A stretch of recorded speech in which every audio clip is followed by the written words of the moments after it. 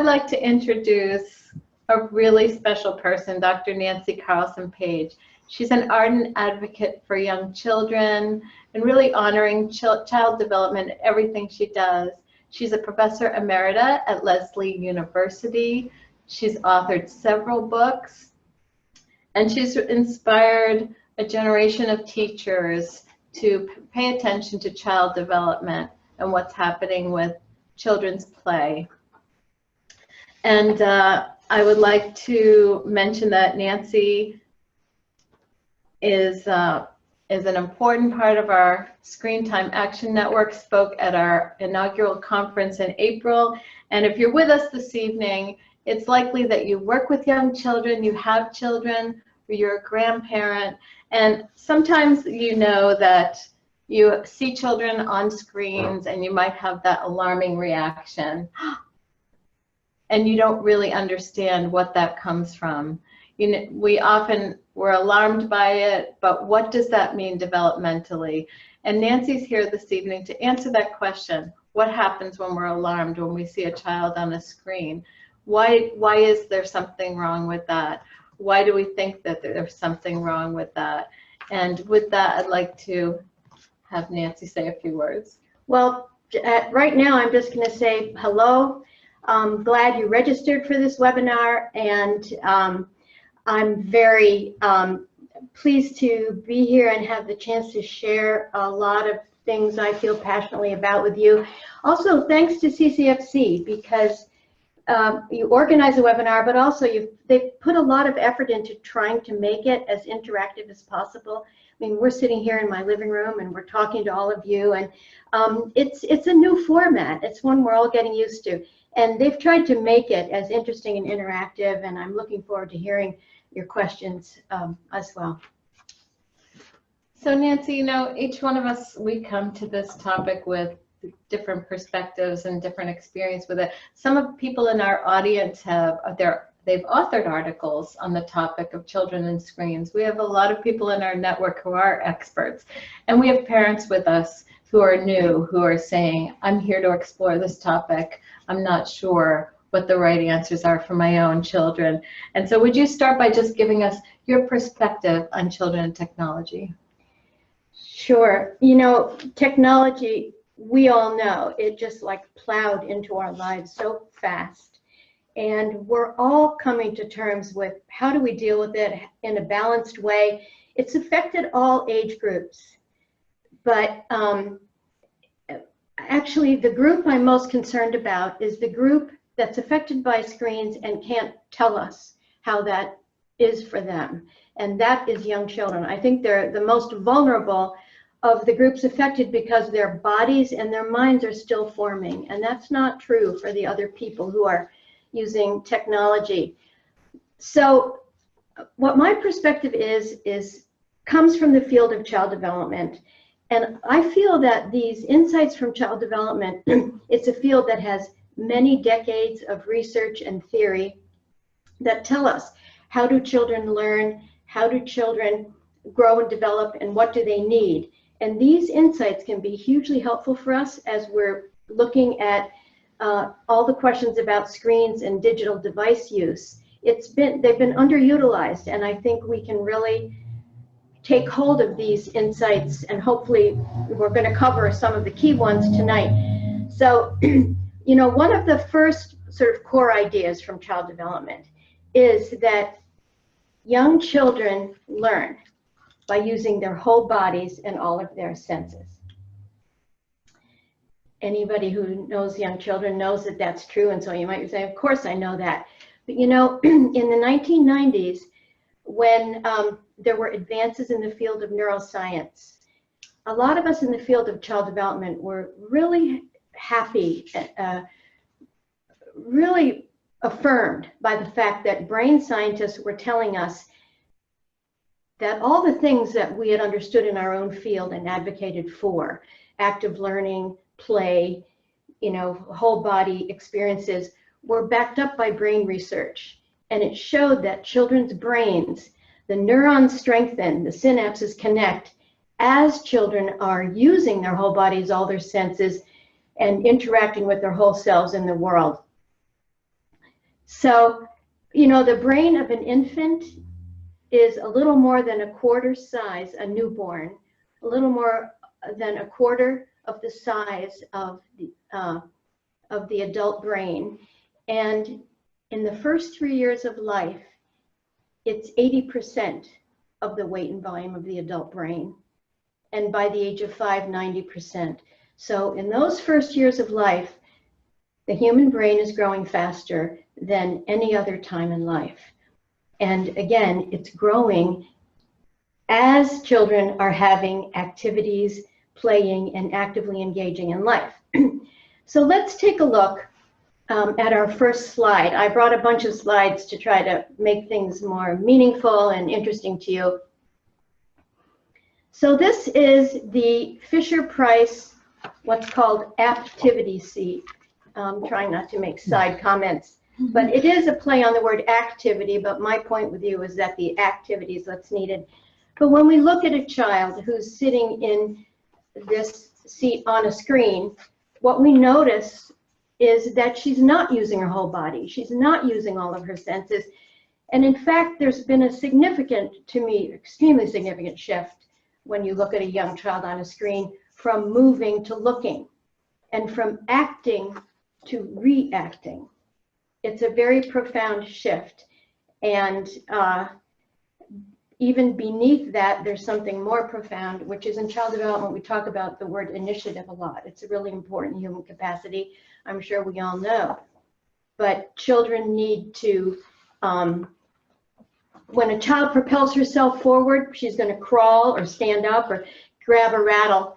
She has to take initiative in order to do that. And when a child early on gets shown screens, it really does undermine that sense of the action comes from me versus it comes from someplace outside of me. You know, Nancy, we see that in backyards, empty playgrounds, that children aren't moving. That movement initiative that you're talking about, they're on screens. We know they're on screens. They're not outside playing. They're not moving. So can you tell us, why is that a problem? Why is it a problem when we see that slide of the activity seat that kids aren't moving? Well, like I said, I mean, the problem is that they are not developing optimally. If they're not engaging fully, body, mind, senses, spirit, emotions, then they're not developing optimally, and their brain isn't developing optimally. I think it saddens us, but it helps us to know, to understand why is that a problem. We think it's a problem, but it helps us definitely to understand. I think play is an engine of that child development, as you say. So can you say a little bit more about that? Yeah. You know, when you and I feel angst, when we feel something happened, maybe we had a conflict at work, maybe we had a conflict at home, or something scared us. How do we deal with it? We deal with it, we might play it over in our minds. We might talk to somebody we trust about it, and we try to make sense of it, really with words and thoughts. But children don't have those tools. The way that children process their experiences is through play. Play is, like you said, it's such a powerful mechanism in children's lives. It's often called the engine of development. If you went anywhere in the world, anywhere, and you saw young children, you'd see them playing. So one of the miraculous things to me is that children all over the world know how to play. It's universal. It's like walking and it's like talking. It's wired into humans so centrally, and anything wired in like that's got to be critical for human adaptation and development. But kids all know how to do it. Nobody has to teach them. They know how to play. And play serves so many functions in development. There are hundreds of books written in my field about play, and we won't be able to talk about all of the ways that it serves development tonight. But one of the big ones and the central ones is that play is the way children make meaning of their own experiences. It's the way they make sense of their experiences, and through the play process get a feeling of mastery, or that they understand what's happening to them. I have marvelously 8 grandchildren. It's just so wonderful. And the oldest one, Jackson, when he was 2 years old, I was at his house, I was giving him a bath, and a spider dropped down onto the rim of the bathtub, and he started crying really hard in fear. And I tried to show him the spider wasn't anything to be afraid of, but he wasn't having it. And so I picked him up and took him out of the tub. And he was really crying. He was definitely scared. So the next day when I picked him up at daycare and brought him over, I had a few things for him to play with. Again, he was 2 years old, really little guy. And I had some of my homemade Play-Doh. There was a box on the table. There was a little tiny baby doll. He'd been playing with it a lot because he'd had a baby brother born just recently. And I had a little plastic spider that I'd gotten out of this jug of plastic animals. You know, those cheap jugs full of plastic animals are easy to come by. And I had those things on the table. So he sat down and he started to, he took the baby doll and he put it inside the box. And the spider was sitting on the table, and then he took the Play-Doh and mushed it down in his hands, and he covered the baby up in the box, and he said, "The baby is scared of the spider."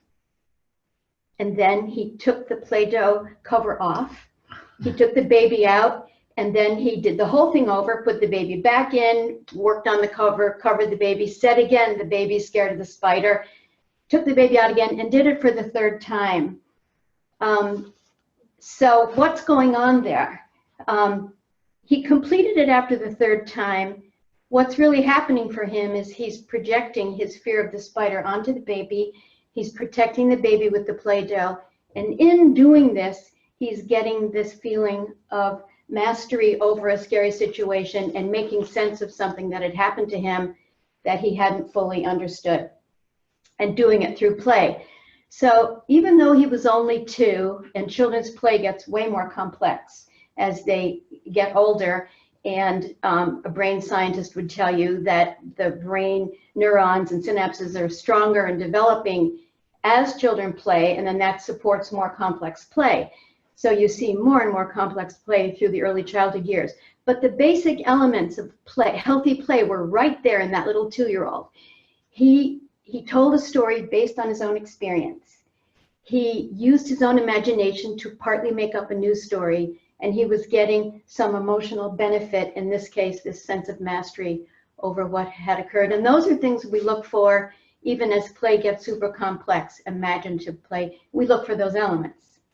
It's amazing to me, the processing that they do, and that they trust themselves with it if we just let them have it. Mm-hmm. It's making me think, I have twin boys, and when they were a little bit older than your grandson, they were going into 1st grade, and with twins you can't help but make some comparisons. Sometimes you try not to, but one was enthusiastically going into 1st grade, Evan, and Scott was a little reluctant. And so it was easy for us to think, well, maybe Scott's behind developmentally. Why isn't he excited about 1st grade? And he said, "Mom, I'm afraid I'm not going to have enough time to play. I'm not going to be able to play in 1st grade." So, and he knew. Now he knew, and kids do know what he needed to do. Actually, like I said, children all over the world know they need to do it. He was conscious enough to actually think he might be losing this amazing resource by going to 1st grade. One thing for us to acknowledge is that in this education reform era of about the last 20 years, we've seen a phenomenal decrease in the amount of play children have in school, and both in the classroom and at recess. And it's really unfortunate. There's more worksheets, there's less child choice, there's less arts, less music, and it's enormously detrimental to kids. So we've seen a diminishing of play both inside school and then outside of school because of screen time. So there really is less play in kids' lives today. Absolutely. Nancy, can you say a little bit more? I think it's easy for us as parents or grandparents to think that play could be frivolous, You know, you're telling us really why it's important, but it's easy for us to think, oh, that's just kids being kids. And can you say a little more specifically about how it helps them to develop resilience, coping skills? What specific skills are they learning through play? There are a great many skills, but certainly play is the key way that children develop coping skills and a sense of inner resilience. When one of my other grandchildren is Jake. He was born in Guatemala and lived there for the first 7 years of his life. So my husband Doug and I would go to Guatemala every winter for a nice long vacation. Beautiful Guatemala. And we all love to do that. Yeah, it's really beautiful there. And after we left Guatemala, after one of these long visits, we're all together a lot. When he was 4, his mom told me that he'd cried really, really hard for a long time after we left. So the year of our visit, when he was 5, I was determined to help prepare him better for our departure. So the day before we were ready to go, I had him come over to the little casita where we were staying. And I had a few things set out. I had popsicle sticks and glue, paper and markers. And I said to him, and my, oh yes, of course, my Play-Doh.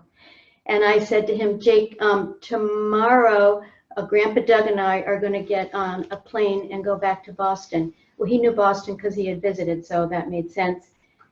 And I made a little picture of a house with stick figures, and I said, this is Boston, and we're going back tomorrow. Well, he got busy immediately. We can see on this slide. And he started making houses.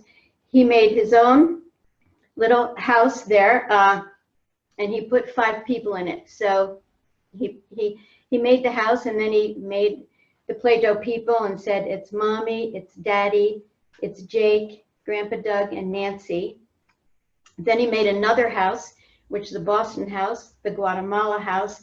You know, you can hang on for that slide. And he started having 2 different houses with the same 5 people in both the houses. And then this next slide, he started making airplanes with the popsicle sticks and the glue and the Play-Doh. He put 5 little Play-Doh characters on the plane, the same 5, Mommy, Daddy, Jake, Grandpa Doug, and Nancy. And he flew them all around the room, flew them between the 2 houses.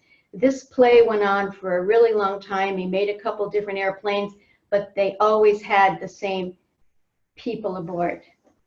So finally, I said, you know, we're having to wind down now, Jake, but I just want, and this has been fun playing like this with the airplanes and the houses, but I just want to remind you, tomorrow Grandpa Doug and I will go back to Boston, and I put 2 of his little Play-Doh people on one of the planes and flew it to the Boston house. So I was curious to know, was all of this play going to be helpful to him?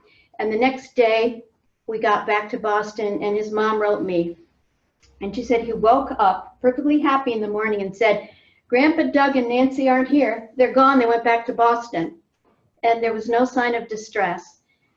So what does this tell us? You know, inner resilience takes a long, long time to develop in children through many experiences. This is one experience of one child coming to terms with a situation that was potentially very difficult for him, but working his way through it through play that helped him build an inner confidence, which is the beautiful thing. He knew then, they've gone, I could handle it, and that helped set him up for the next difficult experience that he's going to encounter in his life. So it's through play and experiences like this that children are building this inner sense of, I can cope with what's tough in life.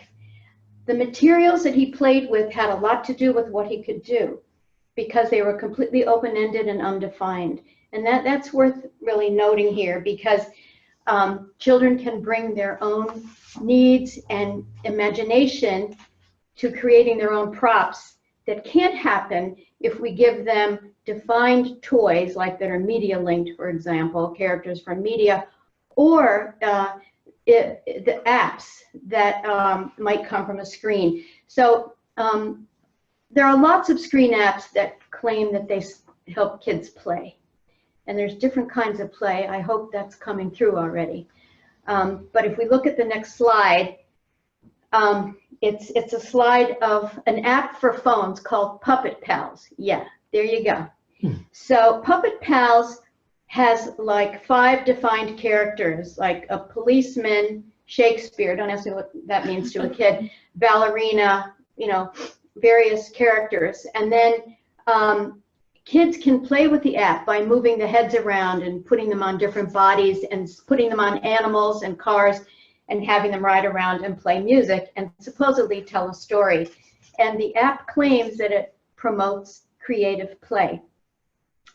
So I watched my granddaughters, 2 of my granddaughters, play with this app.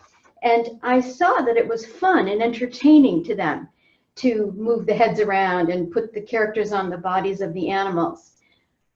But there was almost no story because they're caught up in the screen app and making these different things happen on the screen and not telling a story. And the small story they did tell was confined to the characters in the app. So here's the thing for us to really try to get hold of. And that is, to the extent that play is influenced by outer things like characters, apps, or any images that are coming from a toy or a screen app, to that extent, the child has less access to his or her own inner psyche. So you could say it's a reciprocal relationship between outer influences and a child's access to the inner life of imagination and emotion. Well, Nancy, I think that's such a fabulous illustration, starting with Jake and those materials. Yeah. And I think we are talking also to a generation of parents now who've been told that computer games will lead our children to success, that they're almost essential. Like, for instance, ABC Mouse or Leapfrog. I know I was tempted to get Leapfrog products when my kids were younger. And so what is the difference? What is the difference between Jake having those materials and the computer learning games that we're being told will be the foundation of our kids' success? We're told, get your child ready for kindergarten with these apps. Yeah. Okay, so here's another core idea from child development. Children are active learners. They're not passive learners. They're not empty vessels. You don't just pour information into their heads and they get it. They actively construct their ideas through interacting with materials. So we have the next slide, which shows us children in the block area of a classroom in a Boston public school. And you see that they're building in blocks, and children are working on all kinds of concepts when they're working with building materials and blocks.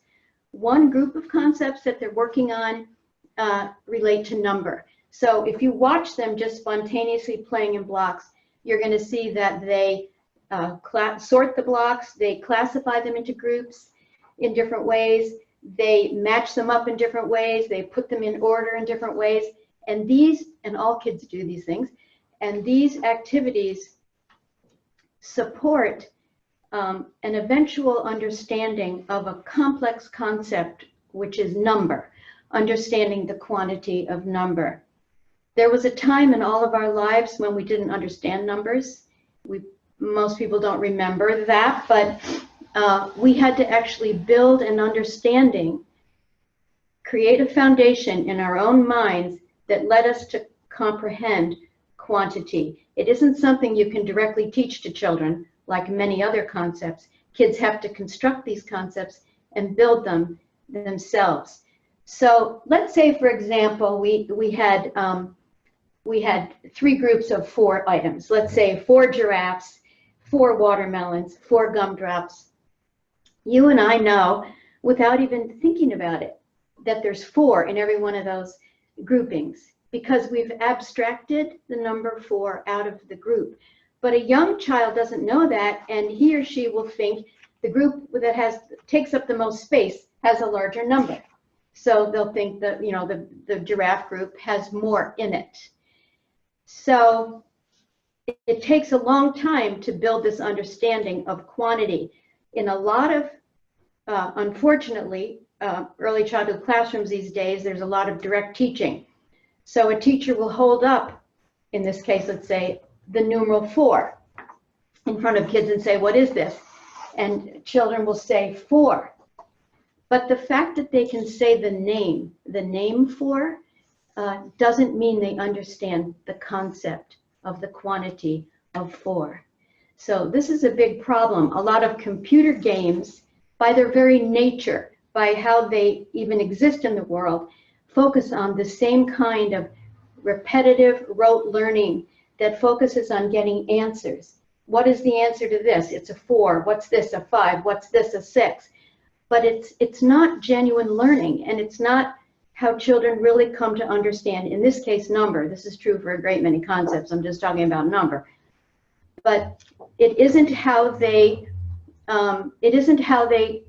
build an understanding of math. When we were in Guatemala, and Jake was 5 years old, I noticed he was very interested in all kinds of number concepts. So we have a slide. We had a big fruit salad one morning with 5 of us in the family. And the salad was out on the table, and he went out there all by himself. And what he did was put a plate in front of each chair, 5 people, and then he started spooning the fruit out of the bowl that was in the center.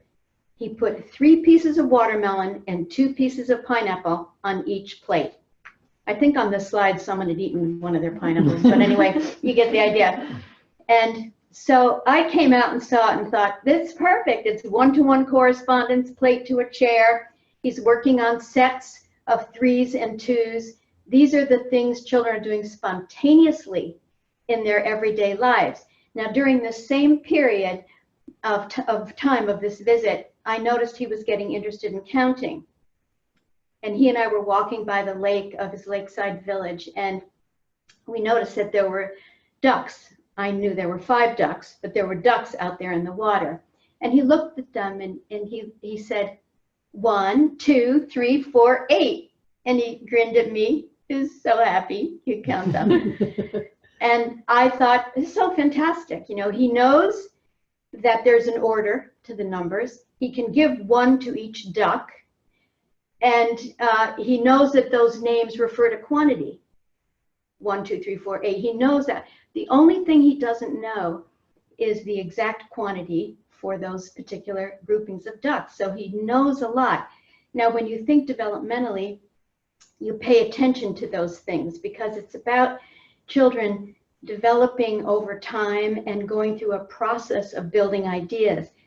The problem in a teacher-directed classroom or in a computer game is that the focus is on the answer, is getting the right answer. If we can look, I think we have another slide here of a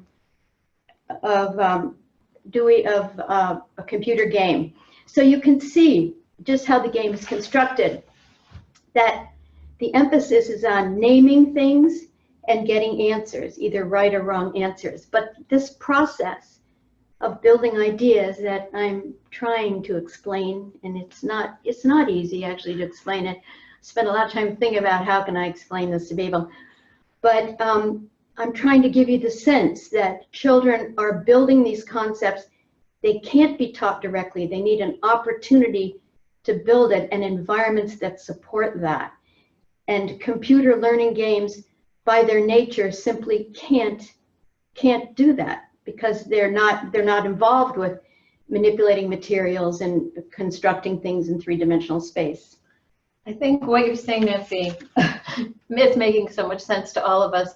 I also think it's a little bit scary. It's a little bit scary to think of how many years of computer learning would displace this kind of child development learning, the real developmental learning, and the fact that we can't really go back. We can't go back to once we've missed that. I always feel bad about that because I actually, a lot of times when I talk, that's the reaction people have is, oh no, I already did that. And I'm sorry. Yeah. So I work for Campaign for Commercial-Free Childhood, as you all know, and I think one of the reasons we have a large audience with us this evening, Nancy, is people are very concerned about this very issue that we're talking about right now. And we see different appalling marketing techniques that target parents and children every day in our work. So do you believe that the kind of marketing of these apps is deceptive to parents? Do you believe that it's ethical, that it's unethical? I mean, obviously we know what the answer to that will be, but can you say a little bit more about the marketing of these particular apps to parents? I mean, there's so many ethical questions around marketing. It's very unethical to market to children because they don't understand what ads are, and the fact that someone was there trying to get them to buy something. They have to be at a certain developmental level to understand that.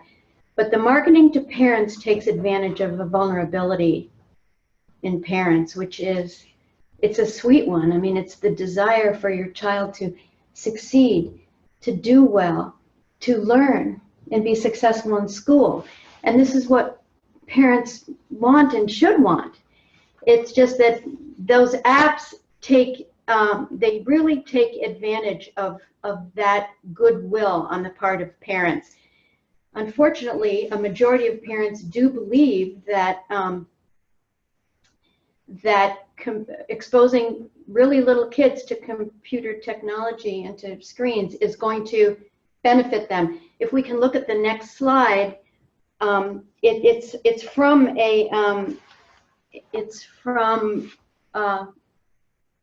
I forgot the name of the company. Oh, there's the benefits of exposing. It's Kitty Tab, right? Yeah, because I'm not looking at it like you guys are. But it says the benefits of exposing young children to technology. So the sort of the irony of this ad is that there's a little child in it. She's really little, maybe she's 18 months, but she's reaching for the screen, right? Because she wants to touch the thing that's on the screen. And the two-dimensional representation doesn't really make sense to her.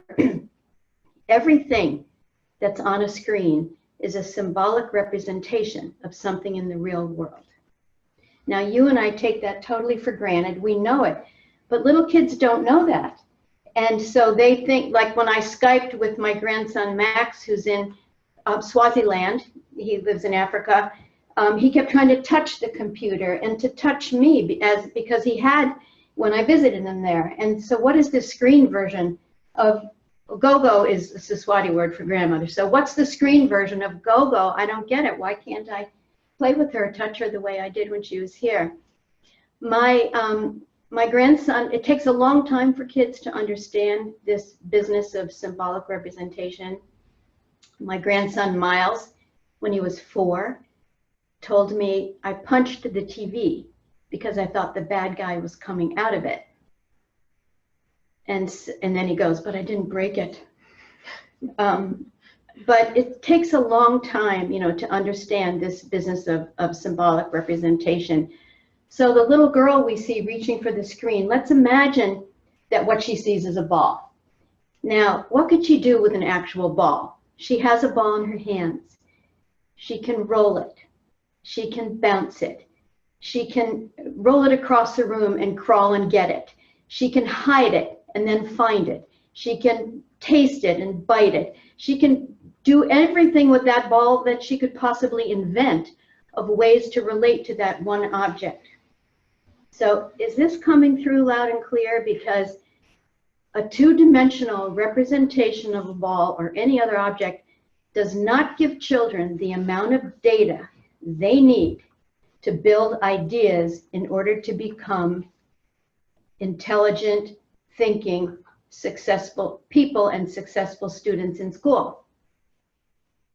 I think it does, and I think we've touched on so many important areas already. Movement, learning, and play, so many important areas of child development, but there's one that I know is on the minds of a lot of our viewers this evening, Nancy, and so if we could make sure that we get to it. Okay. Can you talk a little bit about children's social emotional development and how that's impacted by digital devices and screens? Kids today are getting a lot less social interaction as well as less play, and it's It's of great concern to me, and I think to many other educators. Children build social awareness and skills over time, just the way they do cognitive, the way we talked about number. They build understanding over time, little by little by little. It's not that suddenly you're 18 years old and you're an empathic person. You've had many experiences through life that lead you to be that way.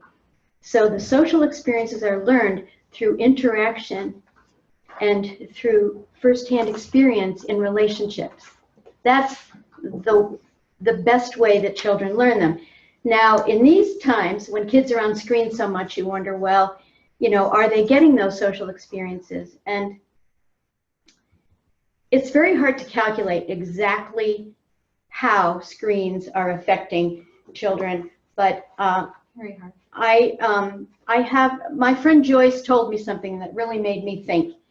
She said she took a city bus recently. She got on the bus, there was a caregiver with a child who looked to be about 1 sitting across from her. And Joyce and the child started making faces back and forth at each other and kind of laughing and doing nonverbal communication back and forth. The caregiver whipped out an iPhone, handed it to the kid. The kid looked down and never looked at Joyce again. So here's my question. That's one baby and one interaction on a bus in one baby's life. And what is the cumulative effect of all of these interactions where technology replaces social interaction? And I think did you want to ask another question about this? Yes, Yeah. absolutely. Yeah, okay. Absolutely. I know many of us have had that scenario. We, you know, on our commutes to work, we see that all the time. And I think as adults, we know screens are part of our life. We have to use them to pay bills, to work. We have so many reasons why, whether we choose to or not, we have to be on a screen every day. And I just wanted you to be able to speak for a moment about the relationships between parents and children, the precious space there is there. I'm a parent educator, between parents and children that might be interrupted by a screen, and how are parents modeling? I know that's an important factor in anything that we see about children and screen time, is how are parents modeling, and how is that impacting our relationships? When smartphones came out about 10 years ago, a lot of us started noticing very quickly parents on their phones in public places like parks and restaurants and things like that. Very soon after that, kitty apps started coming in big time on phones. And then something else even more pernicious started to happen. It opened the door for parents and caregivers to use the phone in a whole variety of ways to distract children, or let's say there's a conflict between kids, or a child's having a meltdown or a difficult transition, leaving daddy or mommy to go someplace. It's real easy to hand the phone. The phone is a big marshmallow. It's super interesting, and it can distract a child very quickly from the experience they're having in the moment and take them someplace else. It works. It's seductive, but it only works in the short run, because bypassing those experiences for little kids and not going through them is a really problematic thing.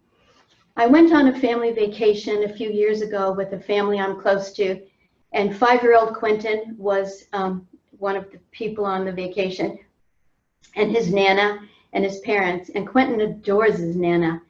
And the day before the vacation was ending, she told Quentin that she had to go visit her own mom and she had to leave. So she drove away, and he started to cry so hard. It was a surprise how hard Quentin was crying and how much he was missing his Nana. And I couldn't call her back because she'd already gone out of the driveway. And I took him on my lap and held him, and he cried, a painful cry, really. And he cried for a while. And after a while, when I thought it might be okay, I said, Quentin, I have an idea. And he said, what? And I said, we could get paper and markers, and you could make a picture for Nana, and we'll send it to her. Well, he liked that idea. I think he was ready to feel better. So I set him up at the table, and I left him for a while. When I came back, I was most astonished, and ultimately so was his mom and dad, because he hadn't made a picture. He'd written a letter, and it was the first letter that Quentin ever wrote in his life, and the first time he had written letters. And I have a slide for you to see this lovely letter. Now, how are you at deciphering invented spelling, friends out there? Because I'm sure some of you are. This is his first, so a lot of consonants stand for words. But it says, "I miss you, Nana. Why did you have to leave? I really love you." So Quentin's one of those kids, like so many kids we know, who loves apps on the phone. And when I left my phone within reach, he actually got hold of it and downloaded something before I could get it. That's like so many kids. So I knew I could have handed him my phone and given him a game, and he would have stopped crying. He wouldn't have cried as much as he did if I had done that. But what is that to do? Because I would have distracted him from some experience he really needed to have. And I would have bypassed his opportunity to feel those feelings and give a name to them and to express them in a letter that went to his Nana that she treasures and strengthens their relationship. So here is the issue, I think, when we bypass important experiences in children's emotional lives that they need to have, that do cause them emotional pain and are difficult. And there's an urge in us, because we love them and we don't want them to have pain, to distract them. And yet, if you think about it, just being in the present moment and having your feelings is a very important thing. And if you learn from a young age that something external to you can make you feel better, and you look outside yourself instead of going inward to work through the difficult emotions that we all struggle with when we have difficult times in life, which are part of life, I think we're really shortchanging children for the feelings that they deserve to have. And it's those accumulated moments in our emotional lives and social lives that make us who we are, that add up to being who we are. So we have to be so mindful about how we use these devices with children. What I love, Nancy, I'm so moved by the stories that you're telling. And I think that there's so much guilt that comes with parenting. Don't we all agree? We don't need any more guilt. And that's not the position that you're coming from. You're giving us wonderful ideas. You're sharing stories that illustrate so clearly the difference between screen time and real time for children. So I just love that. We have time for one more question, and then we're going to go to our viewer questions. Okay. But I'm hoping that you'll be able to comment on something that's really important to us. Nancy's also co-founder of the organization Defending the Early Years. And DEY partners with CCFC quite often, most recently on our initiative to prevent online preschool. So Nancy, I'm hoping you can talk a little bit about screens in schools and about the online preschool initiative. Okay, so screens, okay, well, I have to tell you that I just don't think there should be screens in early childhood classrooms. And the reason is, if as we look at the amount of hours that children are spending on screens, now that there are mobile devices, it's not just television, it's the pervasiveness of screens in their lives. What they need in school is social interaction and play, not more screen time. I mean, they're clocking many hours every day on screens. So the things that there's a deficit for are play and social interaction. So that's what they need in school. The online, I don't know if you folks know, but there's a trend in quite a few states to use public money to provide online preschool education to children. I want to say, I've done quite a lot of reading about this. I want to say that this is pushed in more low-income communities. You're not going to see online pre-K in a wealthy suburb. sorry, but you're going to see play-based, wonderful, enriched early childhood education. And so there's a real divide there of who gets access to good early childhood education. I hope you can tell from the things I'm saying to you that I think teaching 4-year-olds and 5-year-olds on a computer letters and numbers is absolutely not quality education. Can they learn something? Sure, they can learn something. They can name letters and numbers, and everybody gets all impressed because they can name letters and numbers. I hope you can tell from this discussion tonight that that's not genuine learning. It's superficial learning. It's a little bit of learning, but it's not ideal. And so we have a letter that you can see on the CCFC website and on the DEY websites. Are we going to flash those at some point? We are, and in your follow-up email to this evening's webinar, you'll have a link in case you would like to help participate in that initiative. Yeah, so we're basically trying to encourage people, because these decisions are made at the state level, to talk to your state legislators about providing high quality early childhood education for every child, and not just for some, and not calling online preschool early childhood education. Thanks, Nancy.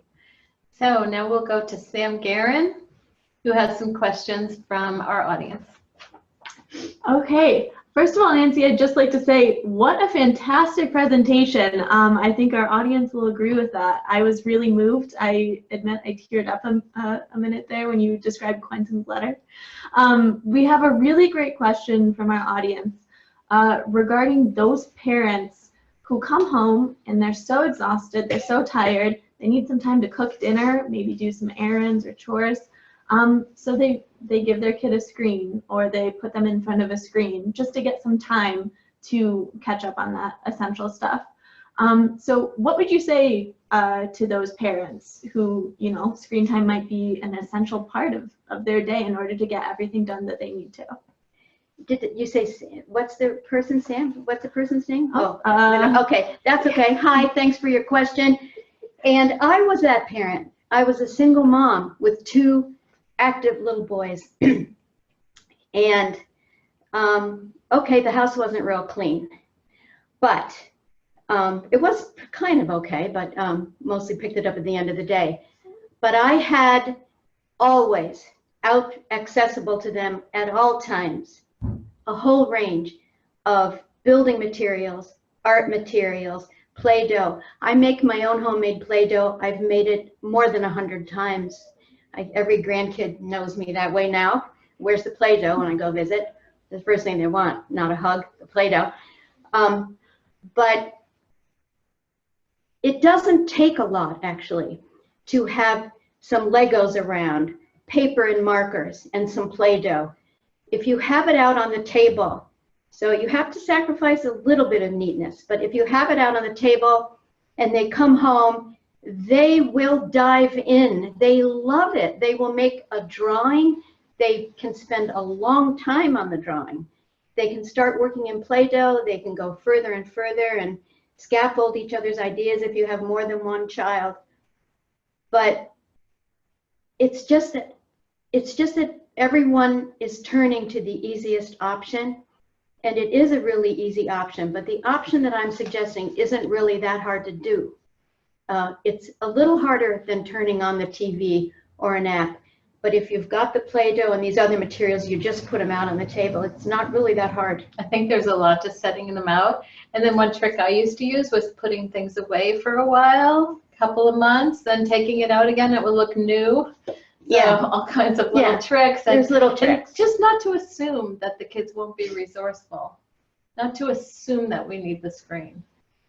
There's a learning curve there. If kids have been looking at screens a lot, sometimes when they start playing with actual materials, they're a little puzzled about what to do, and they might need a little bit of help in knowing how to connect to those materials. It won't take much because they're going to take off with it soon, but you might find that you have to sit down and start playing with the Play-Doh a little bit for 5 minutes yourself until they kind of get the hang of it.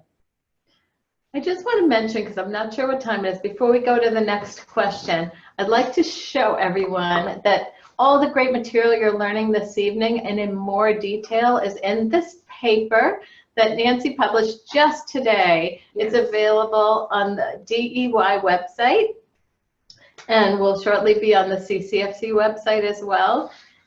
Your children and the digital age, and thank you. And so I want to go back to the questions, but I just wanted to make sure this resource is available now.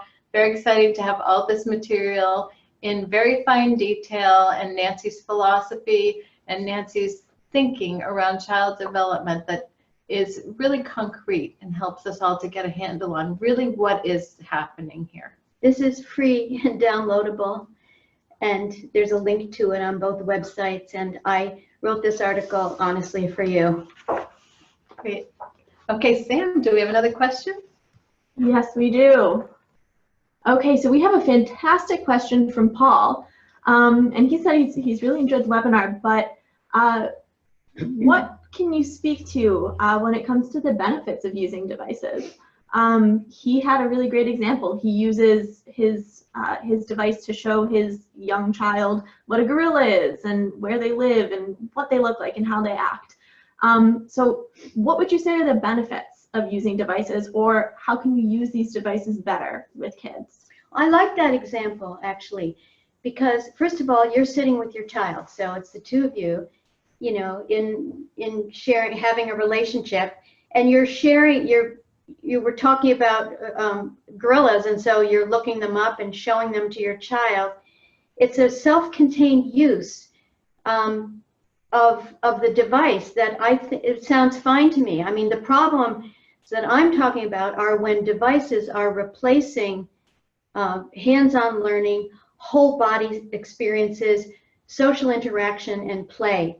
But if you use them in self-contained ways like you're describing, I think it could be really interesting and support your relationship with your child. But you wouldn't be then sitting there and spending the whole evening looking on your phone together. That was kind of a limited, selected choice. That sounds fine.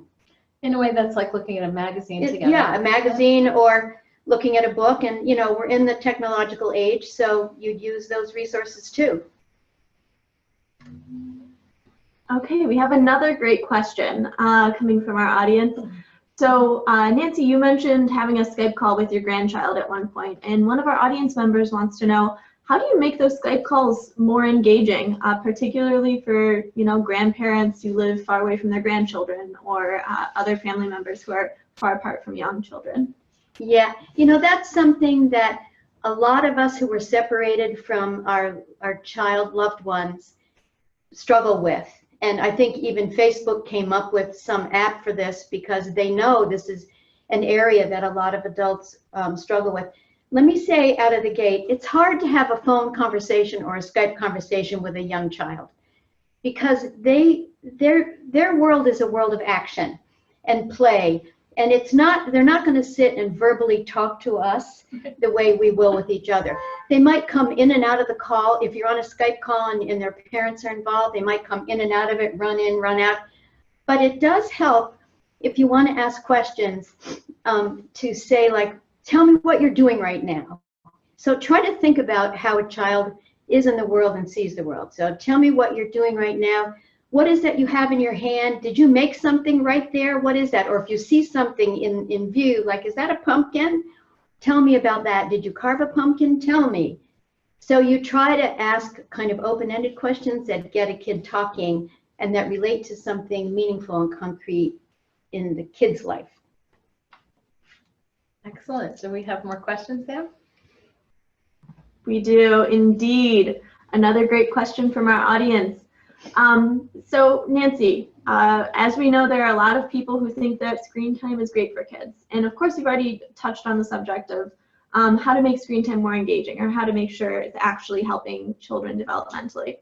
But when you encounter someone who says that screen time is just unequivocally good for kids, or they don't see anything wrong with it, what are the top 2 or 3 arguments that you give, or the top 2 or 3 points that you like to make to try and change their mind, essentially? First of all, I know these people too. And I have these conversations too.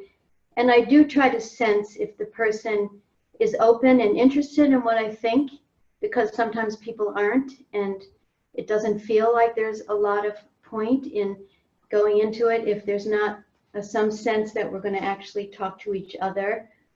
And then really the reason that I did this work that we're talking about tonight and wrote this report is to use these child development points, which I think are the most powerful resource we have for making decisions about screen time. It's the most substantial information we have, which is how do young children develop and how do they learn and what do they need? And can screens offer that? And so I usually say to parents, when you're offering a screen, just ask yourself, is there any activity that's more engaging and more interactive for my child right now than this screen activity?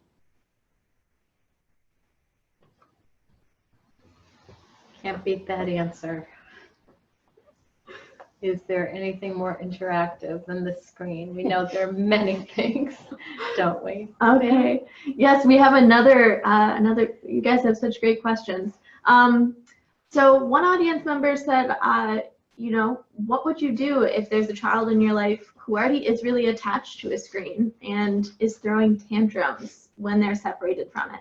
How do you get through that? And, you know, how can a parent better understand what's happening here? Yeah, I haven't had this particular experience. Was that a young child? A 3-year-old. Oh, it was a 3-year-old. That's tough. So in that case, the screen has become kind of a power struggle thing. So with power struggles, a good image in our head is if you picture yourself pulling on a rope and the 3-year-old's on the other end, you let go. Don't keep pulling.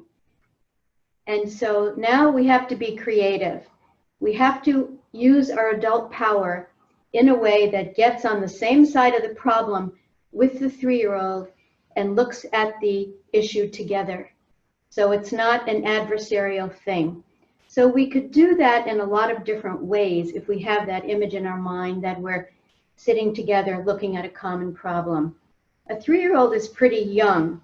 If it was an older child, I might be inclined to say, you know, I'm concerned because you're watching the screen so much, and I'm worrying about it. Like, what can we do so that it's a we problem that we're looking at together?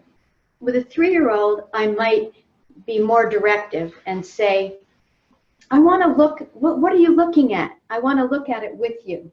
Let's look at this together. Oh, I see why you love this so much, but you know, I'm your mommy and I'm concerned that you're watching it too much. So we have to figure out a way you can watch it a little bit and I can feel good as your mommy that you're not watching it too much. Again, I'm posing a problem there that encompasses both sides of a dilemma and tries to engage the child in it, rather than using my power over the child by saying you get half an hour a day and that's all. You know what I mean? It's using authority in a different way. This probably doesn't feel adequate enough as an answer, and I wish we had a lot more time to go into it because I love this topic, because I've worked a lot in conflict resolution with children, but maybe this will just pique your interest to look more into that kind of approach. Boy, that's a tough one. I think that's a tough one, and that's a really great way to approach it. We're at our time now, so we're going to just tell everyone, thank you for being with us. We're going to officially close the webinar, but as we said in the beginning, Nancy's willing to stay with us until quarter till the hour, so we're going to have a little more Q&A after our closing. But I just want to thank you all for joining us for this really meaningful evening with Nancy Carlsson-Paige, and explain that the Children's Screen Time Action Network is now 1 year old. We launched in November of 2017. Membership is currently free. You can join by going to screentimenetwork.org if you're not already a member. And the purpose of the network is people wanting to come together, collaborate on the issue of children and screen time, and take action, do more to help spread the word, to help be a collaborative community of learners about how children develop and how screens, which are everywhere now and changing rapidly, are impacting their life. There are 5 working groups on the network, a resource library, so check it out. Check out some of our resources. And now we're going to go back to questions with Nancy. Yeah. Yes, sorry. Okay, so we have another great question from our audience. I'm sure we've all had that experience. We're out in a restaurant and we see an entire family just sitting on their devices, screen down, from the granddad to the little baby. Nancy, I'm wondering, why is it that experience, I mean, I think we've all had this feeling, whether or not we're screen time advocates. Why is that image so jarring to so many people? Oh, wow. Well, I wish we could talk face to face. I would know why it's jarring to you, but I'll tell you why it's jarring to me. And I've certainly been in that situation. I was in it Sunday when Doug and I went for brunch. And it's a little heartbreaking because it was a little tiny girl in a little high chair and both parents were on screens. I think that, you know, human beings are social creatures. We're interactive, we're relational. And screens have interfered in our relationships in a deep way that I think is unsettling to many of us. And I think it's disturbing when we see that, because we see that people aren't interacting with each other, and especially if there's a child there, then parents aren't interacting with the child. I was in the Toronto airport a while back and was shocked to see that every single seat had a screen fastened to it. A table for 4 had a screen, 4 screens attached to the table. And I saw a whole family, all 4 of them on screens. It's jarring. I mean, people aren't talking to each other. They're not playing games. They're not reading a book together or taking a walk or getting ice cream or any of the things a family might interact around in an airport. So, and you know, people like the people who designed the Toronto airport are colluding by putting all those screens in there. It'd be a whole lot better if they put a bunch of things in there to encourage games, for example. People could play games, or balls and toys and things kids could do. Would be far better than setting up that waiting area that way. Ugh. So hopefully we're moving into a stage where we're beginning to reflect more. I'm noticing signs around me of people starting to step back from over-screen use, starting to reflect more and ask, is this beneficial? Should I be monitoring this more? Is this really good for my child? And I think we might be getting to a point where we want to start having norms that really become quite common. For me, there are 2 norms that I think are really would be great for all of us. One is no screens at the table when we're eating a meal together. The other is, and Doug, if my husband's watching, he's going to say that I'm not telling the truth, because it's true that I use my screen sometimes, my phone, when I'm sitting with Doug, if he's watching soccer though. But in general, I think it's good to say, when we're in the presence of others, don't pull it out, don't use it, because it actually sends a super hurtful message to the other people, like they're not valuable, they're not as valuable as that thing. And plus, that thing you're looking at is private. You don't even know what they're looking at. It's between them and that screen, but it's completely cut off the communication that you would naturally want to be having. I think we all find that jarring. We all find that disturbing. We all find it, you know, sort of an offense to our relationship with those people. But I think even, you know, that restaurant scene, so common to all of us, that we would all find it shocking. We would all find it surprising from what they're missing out on, all those things that you just mentioned, from what they're missing out on. Sam, do we have other questions? Yes, we certainly do. Great. I'm really happy you're asking questions that really, it's wonderful. Awesome. They're great. Thanks. Okay.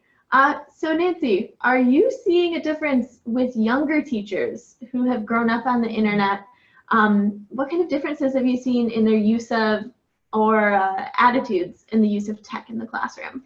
Yeah, okay, here's a really depressing thing. Teacher education has changed a lot as a result of the education reform movement that has pushed direct teaching and testing and standards into classrooms at every level, but pushed all the way down to pre-K. Teachers are finding alternative pathways into teaching and are not getting the kind of child development background that I got in education and that I taught, teachers. But they can actually get a background through charter schools, through TFA, through alternative kinds of pathways to certification, where they believe that the direct teaching and the holding up the number 4 and having every kid chant "that's a 4" is good education. So yes, I see changes. The biggest concerns I see about what's happening in early childhood education and with screen are with more experienced teachers. And I don't mean to diss younger teachers, because I'm sure the younger teachers are right out there. If you are, you must be getting really mad at me. But I'm sure there are many wonderful younger teachers. It's just that I have encountered more younger teachers swayed by both screens and direct teaching approaches than the generation older than them. But I'm not blaming you. It's a circumstances that have created these changes in teacher education and in perspective. So my point is that the child development ideas that I'm sharing with you tonight may not be familiar to a lot of folks.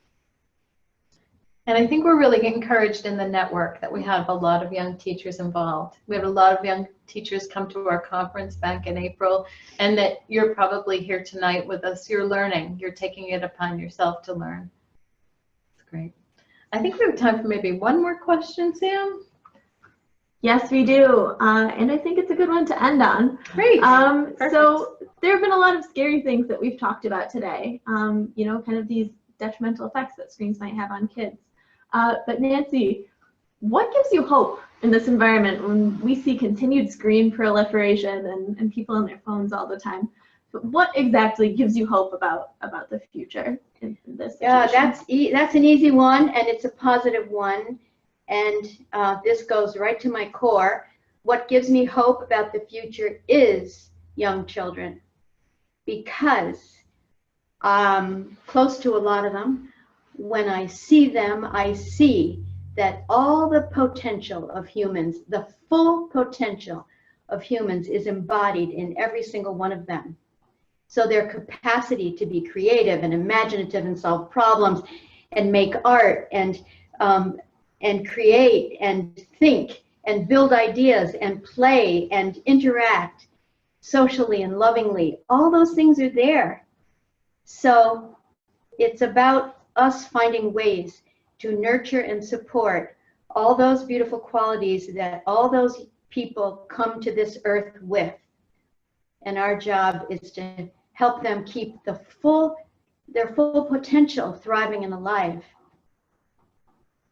That's beautiful. Thank you so much, Nancy. Thank you for giving us hope, for giving us information, knowledge, your experience, and your hope for this evening. Thank you all for being with us. Thank you. We really hope to keep improving these webinars. Please join us again. And you'll be getting a survey right after this webinar asking for your thoughts on how it went, on other topics that you'd like to see. And you'll be getting a follow-up email, which will include a link to Nancy's paper with all the great information you learned this evening. Thank you. Good night. Thanks. Good night.